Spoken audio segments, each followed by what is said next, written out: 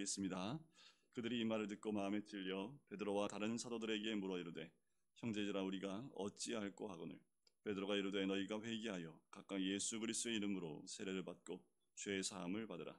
그리하면 성령의 선물을 받으리니 이 약속은 너희와 너희 자녀와 모든 먼 데 사람 곧 주 우리 하나님이 얼마든지 부르시는 자들에게 하시는 것이라 하고 또 여러 말로 확증하며 권하여 이르되 너희가 이 패역한 세대에서 구원을 받으라 하니 그 말을 받은 사람들은 세례를 받음에 이 날에 신도의 수가 3천이나 더하더라. 그들이 사도의 가르침을 받아 서로 교제하고 떡을 떼며 오로지 기도하기를 힘쓰니라. 사람마다 두려워하는데 사도들로 말미암아 기사와 표적이 많이 나타나니 믿는 사람이 다 함께 있어 모든 물건을 서로 통용하고 또 재산과 소유를 팔아 각 사람의 필요를 따라 나눠주며 날마다 마음을 같이하여 성전에 모이기를 힘쓰고 집에서 떡을 떼며 기쁨과 순전한 마음으로 음식을 먹고 하나님을 찬미하며 또 온 백성에게 칭송을 받으니 주께서 구원받는 사람을 날마다 더하게 하시니라. 아멘. 오늘의 말씀은 베드로의 설교 이후에 나타난 모습을 우리에게 알려주고 있습니다. 오늘 37절 말씀 이렇게 시작하지요. 그들이 이 말을 듣고 마음에 찔려한다라고 나옵니다. 이 말은 무슨 말씀일까요? 이 말은 바로 앞절에 나와 있는 36절이 가장 대표적입니다. 그한즉 이스라엘 온 집은 확실히 알지니 너희가 십자가에 못 박은 이 예수를 하나님이 주와 그리스도가 되게 하셨다. 이 말씀을 듣고 마음에 찔려하는 거지요. 여러분, 말씀은 듣고 찔려야 됩니다. 왜냐하면 말씀의 역할은 우리를 보게 하는 역할을 하고 하나님의 뜻을 깨닫게 하고 하나님의 뜻을 깨닫고 하나님을 만나게 되면 드러나는 것이 우리의 죄악이죠. 베드로가 성령의 충만을 받아서 선포한 그 말씀, 그 메시지를 듣고 사람들이 서로 하는 말이 마음에 찔려 했다라는 겁니다. 우리가 말씀을 들을 때 또 말씀을 묵상하며 말씀을 볼 때마다 우리가 동일하게 있어야 될 모습이 바로 마음에 찔려하는 마음들입니다. 우리가 말씀을 대할 때마다 우리의 부족함과 우리의 죄를 바라보며 마음에 찔려함이 있어야 되는 거지요. 얼마 전까지만 해도 이 말씀을 듣기 전까지만 해도 조롱했던 사람들입니다. 그런데 그들 가운데 마음에 찔려하는 사람들이 있었고 마음에 찔려하니까 바로 나오는 증상이 뭐냐면 바로 묻기 시작을 합니다. 우리가 어찌하느냐라는 거지요. 죄를 깨닫는 사람의 반응입니다. 아까도 말씀드렸지만 사람들이 조롱했던 그 사람들이 이제 말씀을 듣고 죄를 깨닫고 나니까 이제 우리가 어찌할꼬라는 그 질문이 나오게 되는 거지요. 늘 우리가 주님 앞에 서게 되면 늘 우리가 말씀을 통하여 주님 앞에 서게 되면 나오는 공통적인 메시지가 주님 우리는 어찌해야 합니까? 라는 거지요. 오늘 이 시대를 살고 있는 모든 그리스도인들이 다시 한번 주님께 간구하며 물어야 될 부분이 이겁니다. 하나님 우리가 어찌해야 합니까? 라는 거지요. 우리의 매번의 모든 삶 가운데 고백해야 될 내용이기도 합니다. 하나님 우리가 어찌해야 합니까? 하나님 이 상황에서 우리가 어찌해야 합니까? 하나님 이 말씀 가운데서 우리가 어떻게 해야 합니까? 라는 고백이 있어야 된다는 거지요. 하지만 너무나 많은 그리스도인들, 저를 포함한 많은 그리스도인들이 이 어찌할 거에 대한 질문이 없습니다. 어떻게 해야 합니까? 하나님 어떻게 해야 합니까? 라는 질문들이 없다라는 거지요. 우리가 오늘 이 코로나가 다시 1,000명이 넘었습니다. 1,000명이 넘고 다시 재확산이 조짐이 있는 그리고 거의 대부분 80%가 이 수도권에 확진자가 집중되어져 있고 델타 바이러스의 숫자가 더 기하급수적으로 늘어나는 시기입니다. 1차 접종 맞은 사람들은 30몇 프로, 또 2차까지 맞은 사람은 대략 한 70% 정도는 방어가 되지만 그 이상은 방어가 되지 않는다는 통계가 나오고 있습니다. 이 델타 바이러스는 이 백신으로 완벽하게 차단이 되지 않고 시간이 갈수록 이 바이러스에 취약한 백신이 취약하다는 결과가 계속 나오고 있지요. 뭐 바이러스가 델타만 나옵니까? 인도에서 델타 플러스 바이러스가 또 나오기 시작을 했지요. 우리가 보이지 않는 그리고 이 세상을 향한 하나님의 움직임, 또 무엇을 원하시는지, 또 이 시기에 우리가 어떻게 해야 될지에 대한 부분을 우리가 늘 고민하며 살아야 합니다.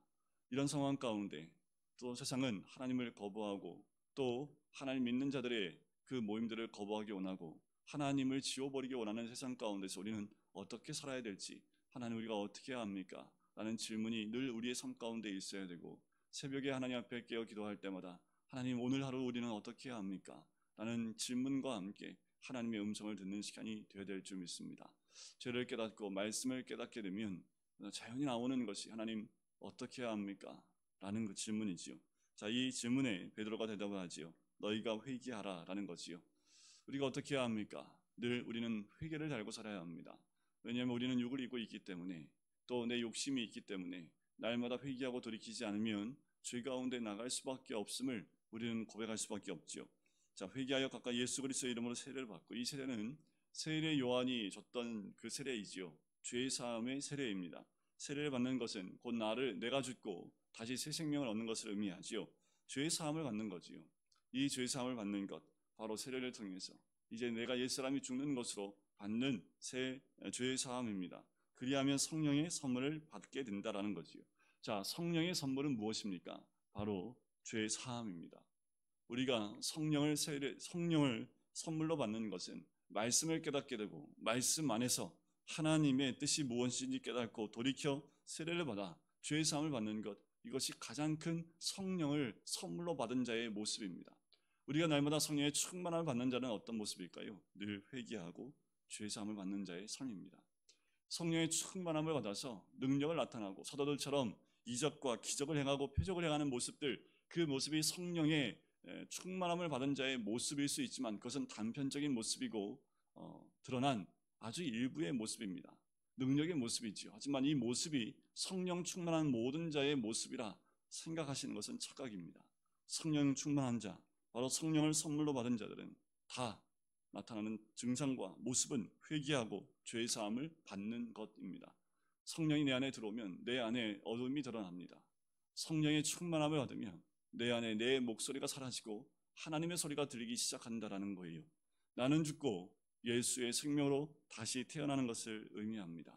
우리가 날마다 성령의 충만함을 받아야 될 이유가 여기 있습니다. 나로 살아가는 것이 아니라 그리스도로 살아가는 겁니다. 이것이 성령 받은 자의 삶입니다. 내 생각과 내 계획과 내 뜻과 내 어떤 모든 것들이 한순간에 다 사라지고 하나님의 뜻만 바라보고 사는 것이지요. 너무나 웃긴 것은 뉴스에 보니까 한 수산업자의 모습이 뉴스에 나왔더라고요. 사기를 치려고 준비했는데 사기 맞았답니다. 기사가 그거예요. 그 사람한테 정치인들이 뭐 받은 것도 나오고 뭐 검사가 받은 내용도 나오고 수없이 많은 사람들이 그 사람한테 뇌물을 받았더라고요. 그 모든 것이 사기를 치려고 했던 건데 사기를 치려고 했는데 사기를 치려는 그 사람이 자기를 사기친 거지요. 그래서 이게 모든 이제 뇌물 준 것 사건들이 만천에 드러난 거예요. 이게 인간입니다. 그 사람만의 모습일까요? 오히려 그 사람은 하나님이 살려준 거라는 생각이 들어요. 사기치고 영원히 죄 가운데 있었으면 구원받지 못할 백성인데 사기치려 하다가 사기를 당해서 오히려 자신의 잘못이 완전하게 드러남으로 자기가 죄인임이 드러나는 것이 더 큰 하나님의 은혜지요. 여러분, 우리도 모르는 사이에 내가 죄인인 것을 숨기고 사는 것 아닙니까? 우리가 사기꾼인 것 아닙니까? 하나님 앞에서 죄 없는 것처럼 사는 것이, 그것이 사기꾼의 모습 아닙니까? 하지만 성령의 충만함을 받으면 내가 죄인임을 드러내놓고 죄의 사함을 받는 것이 하나님의 더 크신 은혜일 수밖에 없지요. 이 모든 것은 약속한 자들, 그 모두를 하나님이 얼마든지 부르시는 자들에게 하신 것이다 라고 이야기하지요. 그러면서 여러 말로 확증하며 권하여 이르되 너희가 이 패역한 세대에서 구원을 받으라라는 거지요. 여러분, 이 패역한 세대에서 구원을 받는 것이 우리가 받은 복입니다. 다른 복 없습니다. 세상은 더 패역해지고 있지요. 무엇을 알 수 있습니까? 여러분들, 세상의 흐름을 보십시오. 욕심과 탐심과 탐욕으로 가득한 세상 아닙니까? 제약이 많으니까 또 그것을 피해서 자기 것을 채우려 하는 사람들이 더 많이 나타나기 시작을 했고, 많은 국민들이 그렇게 분노하고 있는 것은 국민들의 그 욕심을 채워주지 못하니까, 그래서 분노하는 거 아닐까라는 생각이 들어요. 이 폐역한 시대에 우리가 받을 수 있는 건 구원밖에 없지요. 그런데 이 폐역한 세대 가운데 예수 그리스도의 이름을 부르는 자는 구원을 얻으리라는 말씀처럼 우리가 불러야 될 이름은 오직 주님의 이름밖에 없는 줄 믿습니다. 자, 이 말을 받은 사람들이 세례를 받으며 이날에 신도의 수가 3천이나 더합니다. 이때 돌이킨 사람이 3,000명이지요. 이때 많은 오순절날 이 예루살렘에 왔던 수없이 많은 사람들, 이때 당시에 왔었던 사람들이 굉장히 많은 숫자가 예루살렘과 성전과 또 그 주변에 모여들었기 때문에 그때 장정만 3,000명이 회개하고 돌이킵니다. 개역 개정에는 신도의 수라고 나왔지만 개역 한글에는 제자의 수라고 나오지요. 제자라는 것은 다른 게 제자가 아니라 예수 그리스도를 믿고 회개하고 돌이킨 자들이 제자입니다. 그 제자의 수가 3천 명이나 더하지요. 자, 이제 교회가 시작을 합니다. 이제 믿는 자의 공동체가 시작되어지는데 3천 명이 더했는데 그들이 했던 것이 무엇이냐면 42절입니다. 사도들의 가르침을 받습니다. 자, 이들은 구원은 받았지만 어떠한 삶이 주님이 기뻐하시는 삶인지 다시 배워야 되는 거지요. 율법을 알고 있었고 또 말씀을 통해서 구약의 말씀은 갖고 있었지만 무엇이 하나님이 원하시는 삶이고 또 무엇이 우리 주님이 원하시는 삶인지 몰랐기 때문에 사도들을 통해서 예수님이 생전에 그 사도들에게 가르쳐줬던 그 말씀의 가르침을 받는 겁니다. 마치 우리가 목사를 통해서 말씀을 듣는 것과 마찬가지고 더 중요한 것은 가르침을 받고 서로 교제합니다. 그것이 주일날 우리가 예배를 드리고 난 다음에 함께 모여 교제하는 모습과 같지요. 그 교제는 무슨 교제입니까? 믿음의 교제입니다. 믿는 자들끼리 말씀 가운데 서로 교제를 하고 있는 거지요.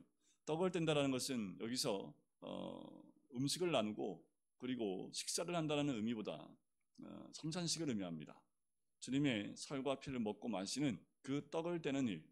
우리 주님이 마지막 만찬을 하시면서 너희가 떡을 떼면 나를 기념하리라는 말씀하셨던 것처럼 이들이 모일 때마다 떡을 떼기 시작을 하고 그리고 기도하기에 힘썼던 이들의 모습입니다. 주께 돌아온 이들이 제일 먼저 했던 것들이 가르침을 받고 교제하며 떡을 떼고 기도하기를 했던 이 네 가지의 모습이 회개하고 돌이킨 자들의 첫 번째 모습이었다라는 거지요. 이들의 모임이 날로 날로 더 많아지기 시작을 합니다. 사람들은 사도들을 통해서 나타나는 이적과 표적들을 보면서 두려워하기 시작을 하지요. 믿는 사람들이 모이기 시작을 했고 그 모임에는 네 것 내 것이 없는 모임이 되었습니다. 이런 초대교회의 모습은 소유가 내 것으로 하지 않고 공동 소유로 했던 모습이 등장을 하지요. 뭐 이것을 가지고 지금 교회가 각자의 물건을 다 내어놓고 교회에 이렇게 해야 된다. 이런 적용이 아닙니다. 자, 무엇을 의미하냐면 이런 의미가 있을 수 있어요. 자기의 재산과 소유를 다 팔아 사람의 필요를 채워줬다는 건 뭡니까? 이들이 회개하고 돌이키고 나니까 물질이 더 이상 필요치 않은 거지. 이들이 경험한 천국은 물질의 많고 적음에 있지 않음을 깨닫게 됐고 어려움을 겪고 있는 교제를 하다 보니까 어려움이 있는 자들을 도와야 되는 그 주님의 마음, 긍휼의 마음을 갖게 된 겁니다. 그러니까 어떻게 해요? 자신의 것, 이 땅의 소유가 무슨 소용이 있습니까? 이 땅에서 소유는 천국에 가져갈 수 없기 때문에 이 땅에서 하나님 주신 그 소유를 가지고 필요한 사람을 따라 나눠주는 것, 그것을 선택하기 시작을 한 거지요. 모이기에 힘을 썼지요. 그리고 떡을 떼며 순전한 마음으로 음식을 먹고 하나님을 찬미합니다. 이것이 초대교회의 성도들의 모습입니다. 모이기를 힘쓰지요. 함께 떡을 떼요. 순전한 마음으로 음식을 나눠요. 하나님을 찬미합니다. 이것이 초대교회 성도들이 모였을 때 했던 모습이고 그 어떤 것도 소유를 주장하지 않습니다. 이 모임 가운데 제일 먼저 했던 것이 구제사역이지 않았을까라는 거예요. 주님의 사랑을 나눴던 그 구제사역이 이들 가운데 먼저 있기 시작을 합니다. 교회란 건물이 아니라 믿는 자의 모임이고 또 그 모임을 통해서 그리스도의 긍휼과 사랑이 나눠지는 거지요. 자, 이 모든 모습을 통해서 어떤 결과를 낳습니까? 47절 끝에 보니까 온 백성에게 칭송을 받는 거지요. 교회들이 욕을 얻어먹고 있는 이유가 뭘까요? 나누지 않습니다. 너무나 많은 물질들을 서로 가지려고 해요. 교회의 욕심이 가득 채워져 있습니다. 탐심과 탐욕이 교회에 채워져 있으면 칭송을 받는 것이 아니라 손가락질을 받게 되어져 있습니다. 교회는 자신의 욕심을 채우고 자신의 욕망을 채우는 것이 교회가 아니라 탐심과 탐욕을 채우는 것이 교회가 아니라는 거예요. 나누고 또 사랑하고 또 그리스도의 모습을 드러내고 하니 백성들에게 칭송을 받게 되니까 구원받는 사람을 날마다 더하게 하셨다라는 거지. 여러분, 지금 이 코로나 시대에 우리 믿는 사람들이 어떻게 해야 될까? 하나님, 이 시대에 우리가 어찌해야 합니까? 라는 질문에 하나님 주신 그 마음을 가지고 나누기 시작을 하면 그리스도인의 그 모습을 통해서 사람들이 예수님을 만날 수 있는 거지. 칭송한다라는 것, 그것은 곧 예수 그리스도 이름을 높여드리는 모습입니다. 우리가 이 시대에 할 수 있는 가장 중요한 모습이기도 하지요. 여러분, 처음에 시작한 마음의 찔림과 하나님 어찌해야 합니까? 라는 이 모습은 결국 우리로 하여금 모든 백성에게 칭송을 받게 하여 주께로 구원받는 사람을 날마다 더하게 하시는 결과로 이어지게 됩니다.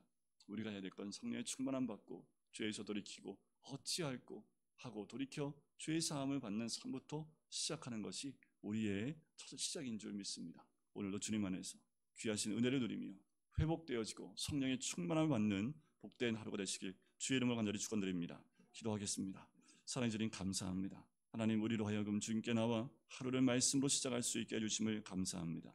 하나님, 하루의 시작을 말씀으로 시작할 때에 우리의 마음 가운데 죄를 보고 회개하고 돌이키고 어찌할 거라는 주님 앞에 회개의 반응들이 일어날 수 있게 인도해 주시고 성령의 충만함을 받아 죄의 사함을 받고 우리 모두가 이 마지막 패역한 세대에서 구원받은 백성이 되어져 날마다 주의 말씀의 가르침을 받아 서로 교제하고 떡을 나누며 기도에 힘쓸 뿐만 아니라 이제 내 자신의 탐욕을 위해 사는 삶이 아니라 주의 긍휼을 가지고 나누며 또한 사랑할 수 있는 우리의 모든 삶, 그래서 주변에 있는 모든 자들이 하나님을 칭송할 뿐만 아니라 구원받는 백성들이 날로 더하는 하나님의 은혜를 누릴 수 있는 우리 모두가 될 수 있도록 축복하여 주시옵소서. 감사드리며 예수 그리스도의 이름으로 기도드립니다. 아멘.